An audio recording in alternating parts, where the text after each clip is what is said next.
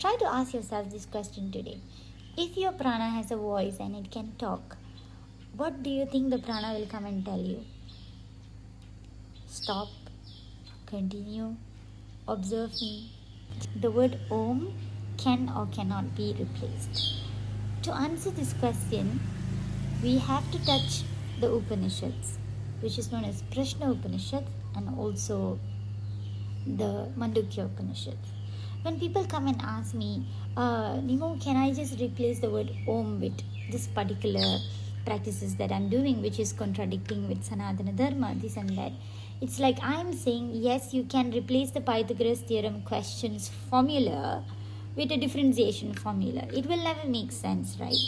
So let's take a look at the story of Pippalada and Kausalya, which is mentioned in the Prashna Upanishad, where Kausalya will one day, she will go and ask the Guruji, she will ask, Guruji, would you explain to me the supremacy of prana? And Guruji will be like, sure can, but for that you need to understand how Mandukya Upanishad describes the supremacy of prana. And this story begins with Brahma. You see the relativity of two different Upanishads and how it is correlated. It's merging. There's no way one Upanishad will make sense and the other one is so contradicting that it will never make sense. That is the essence and the beauty of Sanatana Dharma. Right? When you begin with something, you'll always end up going to another thing, and the seeking just grows. That is the main reason why we are not just any religious people. We are seekers, It's always about understanding such a lengthy thing, and then, from that small dot, we have become such a big thing, and then going back to the same thing. This is the very meaning of Sanatana Dharma. Alright? You start as a cell, and then you grow such a big organism, and once you understand you're part of this universe, you come back to the same point. It begins with Bindu. That's a whole different thing, which I won't be disclosing today. So the story of Brahma. When somebody is in power, they will always have this ego. The vairagya to release that detachment will never come. This is a very common thing. When you're good at something and you're getting all these compliments and things like that, flattery and stuff, it will eventually make you to fall into this trap that's called ego. To people who can have control over it, very good. But people who dive into it and dwell into that, it takes time for people to understand that, no, this is not the way, There's always going to be someone better than that, and that causes another issue, jealousy will come, this and that. So one day, when Brahma was doing meditation, the five senses literally went to him and they asked, Guruji, would you teach us how to do this? So we know that we have these beautiful five senses: Vak, Chakshu, Shravana, Manas and Prana. The first one, the Vak, will go towards Brahma and it will say, Guruji, I am the controller of speech. I am Vak. Trust me, I can learn meditation like anything and I will take mastery over it. So Guruji was like, Brahma was like, sure, why not? The first step is to detach. I want you to detach from the body and see whether the body is still working without you. The moment the Vak leaves the body was still operating and it was still fine. In fact, it was more calmer and no sound, total silence. And the amount of, sadness that Vak go through because he knows he's not the supreme thing in the body shows him that he's not the one. He's not going to master the art of meditation. And then came Chakshu, the senses to see, the eyes. She said, I am this beauty, this Bhasma, this Lochana. I should be able to control, I see all the beautiful things, I'm like a light for the body, I can do this. But the moment Chakshu leaves the body, the sight, the ability to see, it is still possible for the body to operate without her. That means Chakshu, she failed miserably and she was convinced that she's not the one who will be learning the art of dhyana, because she's definitely not going to have the mastery over it, and the body can still function without her, right? And then came Shravana, the ability to hear. Shravana went up to Brahma and he said, "You know what, Guruji, it's me, trust me. When I'm not there, nothing can operate. People still need to replace me, it's always me. Teach me this thing." So as usual, Brahma said, "You know what, lift the body, let's see whether they can operate without you. If they can, you're not the one, Shravana." So when the ability to hear loses its part from the body was still functioning, more calmer, less noise, and more inwards, and the rest of the other organs were working sharply. So that was a bigger scale. And then lastly came the manas, the mind. The mind just walked up to Brahma and he said, "Guruji, it's me, it's always me. Come on, all these fellows come and report to me, and I'm at the topest, part of the body. I'm in the crown. It has to be me." But who failed so miserably? It's the mind.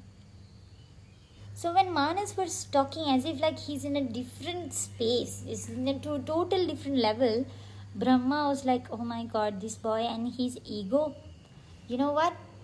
Okay, Manas, I'm going to give you the first step of this beautiful dhyana or the art. Let's see whether you can grasp this thing or not. The most simplest thing." Then Manas was like, "Definitely I can. This is going to be so easy, the ego talking." So Guruji said, "Manas, just concentrate. Only concentrate. Don't listen to anything. Don't take in anything." But you know what? Manas is the first one to fail all these things. Manas cannot concentrate. He has so much thing to bring in. The fact that he cannot handle it anymore and he gave up so badly and he can't do it. So, and then Guruji look at Prana. "Prana, you are the only one who's left. So why don't we give it a try?" And then Prana was like, "No, I think I'm the smallest among all of them. Nobody thinks about me. Nobody realizes that I'm part of them. In fact, I'm in every cell of the body. And most importantly, I don't think so I feel appreciated or even, I don't think so I'm even making sense in the body. I'm too small, Guruji." And Brahma was like, "Really? You think you're too small? Then let's give it a try. Let's see what happens when you leave the body. If you are the person who can make sure that body cannot function without you, I believe you have the mastery over this thing. You can definitely take up the art." So Prana was hesitant, but Prana was giving a try. Prana, she decided to give a try. So what she did? She went slowly out of the system, and every cell, every senses, every organ in the body slowly feels so lethargic and they don't have any Shakti within them. And then slowly they realize it is that small minute thing that is giving so much of changes to the body. So definitely it is that small thing that's going to give such a big thing to the body. We have to grasp on prana. So the rest of the organs, they realize that it is the prana. Prana holds everything for each and every single nadi, each and every single organs, each and every single senses, So they realize that so long I have prana with me, that is when I'm alive and that is when I have a job to do. But the moment she leaves, that's it. I am not functioning and the bodies cannot live without prana. So, with that being said, do you ever realize how the Tamil people used to say, Yanda en pranana vaangura? We think that it's just a term used in a particular state or a particular people, things like that. But that is not the message here. When you're not comfortable, when you're not at your ease, when you're not receiving peace, when your body is not in the best state it should be, you are losing your prana, and that is affecting your mental energy, your physical body, everything, So it is something to do with the prana. And that is why we often see that people say begin with a particular asana and then go to simple pranayama and then charge with meditation. And the meditation has to be as the second part of the 8 limbs of yoga. When we look at the pattern of 8 limbs of yoga, the one that has been commonly done or touched is definitely the first 4 parts of the limbs, which is mainly in asanas and yamas, niyamas, swadharma, or the dharma that you should do as a human being. But the real deal comes only after you started tapping on the rest 4, which is up to samadhi. And meditation being one part of it. It always starts with your prana. See, when you blow your nose and when you can see the pattern of the breath, whether it's hot, whether it's cold, which side is active, which side it's not working, from there we can see the kind of pattern that the body is going through. The best way to start meditation is definitely observing your life force, your prana, and also focusing on the breath. Because see, when people tell that I'm doing pranayama for a very long time, you should be really working on your meditation already, because pranayama brings dharana, concentration, and that dharana will slowly pull you towards dhyana.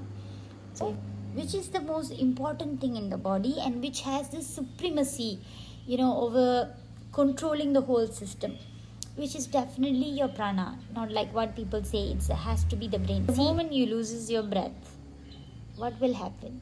Try to ask yourself this question today. If your prana has a voice and it can talk, what do you think the prana will come and tell you? Stop, continue, observe me. Just ask this kind of question and see what is the answer that you think you will receive and you should receive. Sometimes you just need to listen to the body to understand this thing. So when we talk about this dhyana, that's when we have to relate why we always say the word Om.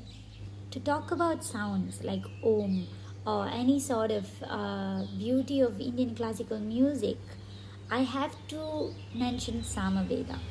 It has been said and it has been mentioned and proven that the way music or the sound or the bijas came to the yogis, it's not just like they meditating and they heard.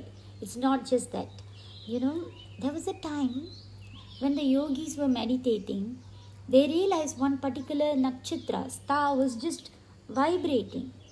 And when they look into that, they realized it was actually Swadhi. It was giving some sort of energy. Imagine you yourself sitting so far from such a different, place. You can literally, you are aware how far you are with the rest of the things, outer space, These yogis are so attached to all these beautiful energies and sound and galaxies, stars, moons, the sun. They realize that Swadhi Nakshatra can vibrate. And from there we actually have the history of beautiful Carnatic music and Hindustani music. But that's how much they are close to the nature and sounds. So talking about bijas, we can know that it came that way. So when we talk about Om, the first 3 symbol, sort of like 3, and then you have a bit of crescent moon which is not attached to the 3, and then you will have a dot, and then another curve at the bottom, sort of like curled up downwards. Every single symbol, it has a meaning together with particular bijas. So the one that you can see, the 3 and at the top, it is known as Susubdhi. It means a deep sleep state. In fact, the yogis understand that this particular symbol, it releases the sound of the ma sound, the ma sound, that sound. And then when you go to the curl, that is going a bit upwards in the same 3, which is known as Jagrat. This is where it shows the conscious mind. The Jagrat refers to the sound of It's almost a sound or a sound. The next state will be sapna, swapna, where this is known as the active unconsciousness state, where you are sort of like in a dream state, just like the name goes, swapna.